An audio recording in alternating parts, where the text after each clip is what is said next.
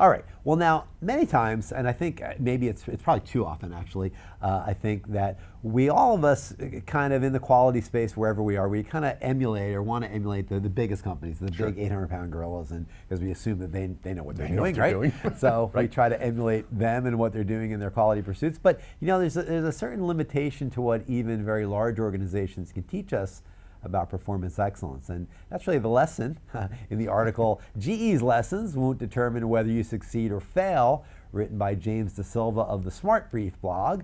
And it highlights this exact quandary we're talking about here. The piece first appeared on the Smart Brief blog early last month in October, and we linked out to it last week's Wednesday issue of the QD newsletter.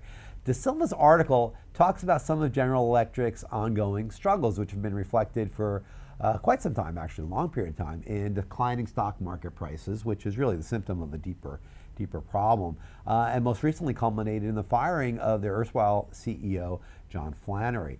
As the title of the piece indicates, there are some real limitations here in terms of drawing firm conclusions from GE's experiences, which, I mean, really in a certain sense are unique, but there are some basic takeaways I think that we can consider here, and I think that that's really what we're talking about here in this piece, and De Silva's talking about is, it's not necessarily a direct line between what GE is doing and what you're doing, but there's basic things that's happened to them that we should consider, all of us, wherever we are, small media company like Quality Digest or other large companies that maybe we want to think about. The first thing he points to, De Silva, is, can you say what your organization does? What do we do? What do we do, right? I mean, it's mission statement, vision, all those things. I mean, understanding and communicating the mission statement, this is key, both inside and outside the organization is key. Many times we talk about wanting to communicate that mission statement to our customers, to our suppliers, those are outside, but it's as important, it probably is more important actually, to communicate it internally, so that those that work with you on your team understand why you're doing what you're doing. I mean, we've wrestled with this one ourselves. And I got to tell you, those are hard to come up with. They're tough. To come up with a mission, a vision and mission statement that actually makes sense for everybody. And those are really hard. And those are different things. Those are different things. People conflate those, but those are different things as well. So it's really important to think about that. The next one is, and these are kind of a little scattershot, but they're all interesting. Are outsider CEOs better? I mean, it depends. I mean, outsider CEOs. Well, I mean, bringing in people that haven't come up through your organization, right? Okay. And this is for maybe bigger companies, right. De Silva really argues that it depends. I mean, he says that mindset is more important than specific experiences. I mean, for managers, especially top managers, you want to have somebody who's going to challenge conventional wisdom and take smart risks. That's really important. So, I mean, it's not so much did they come up with their organization. Have they spent 20 years working their way through the ranks?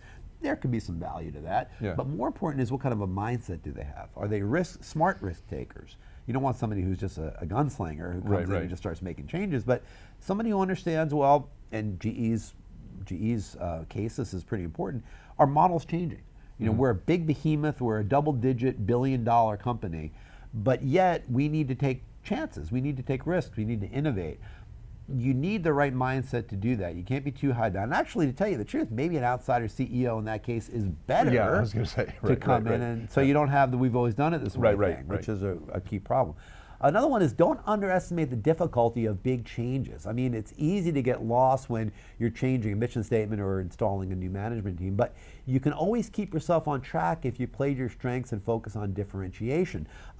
That's really key, and it kind of goes back to your mission. If you understand what those things are, all your actions can flow from that. You have to understand what you do, who you are, and what you do really well. If you try to make big changes, if you say, okay, well, we're going to innovate, we're going to try to be a destructive force within our industry, we're going to try to blow it up, and we're going to try to change things.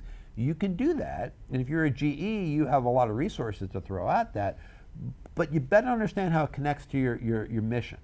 Because if you don't, what do you get? You just get a bunch of spaghetti you're throwing at the wall, and it's some that may stick, but it's not really going to be linked to what it is that you do really well. That's an important one.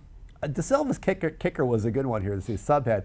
But we can learn from them anyway. So he's saying that their lessons may not apply to you, but we can learn from them anyway. I mean, basically he's saying that there's maybe not a direct link or line between GE's performance and that of your organization, our organization here, but there's valuable information that you can gather. And it's important to keep that in mind that, you know, again, we all want to look at the GEs of the world, or the Walmarts of the world, or Boeings, or whomever it is, these large companies, and say, well, they're like us.